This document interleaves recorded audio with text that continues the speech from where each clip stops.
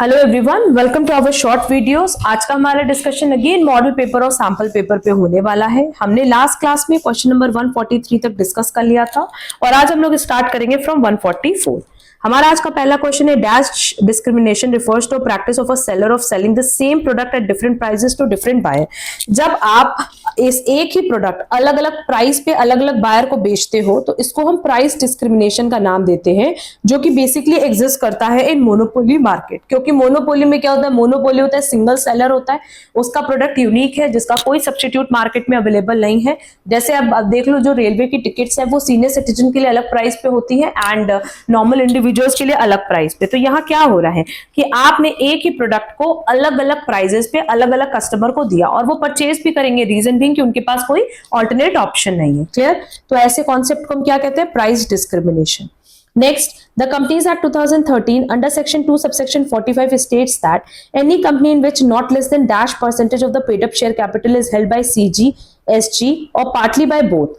तो ऐसी कंपनीज को हम क्या कहते हैं, गवर्नमेंट कंपनीज कहते हैं। नॉट लेस देन 51%, कम से कम आपको कितना हेल्ड करना है, 51%। Next, dash defines foreign company under the companies act 2013। अगर फॉरेन कंपनीज की बात करें तो इसको डिफाइन किया गया है सेक्शन 2 सबसेक्शन 42 में। The Companies Act 2013 states that the charter of a company is its article of association, prospectus, statement और memorandum of association। No doubt अगर चार्टर की बात करें, that is जो सबसे इंपॉर्टेंट डॉक्यूमेंट होता है वो होता है memorandum of association। Now memorandum of association and article of association क्या होता है, कितने तरह के टाइप्स हैं, टेबल क्या है, सब पे हमने डिस्कशन किया हुआ है और शॉर्ट वीडियोस इस पे भी अपलोड की हुई है, तो प्लीज वो जरूर से आप लोग क्लास कवर कर लेना।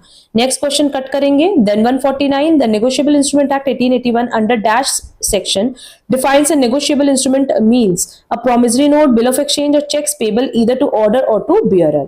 basically define किया गया section 13 subsection 1 में।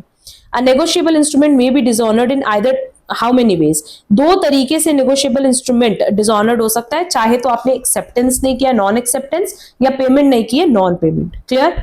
अब देखो ये सारे एमसीक्यूज हर एक एमकॉम एंट्रेंस एग्जाम के लिए बहुत रेलेवेंट है। हमने सैंपल पेपर पे ऑलरेडी डिटेल डिस्कशन क्लास अपने चैनल पे अपलोड किया है, जिसकी लिंक आपको रिलेटेड वीडियोस में हमने मेंशन कर दी है।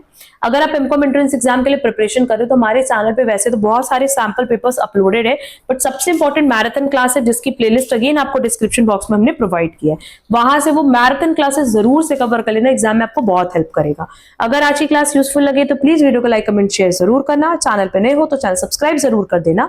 अब हम लोग मिलेंगे हमारी नेक्स्ट क्लास में। आज के लिए बस इतना। Thank you so much.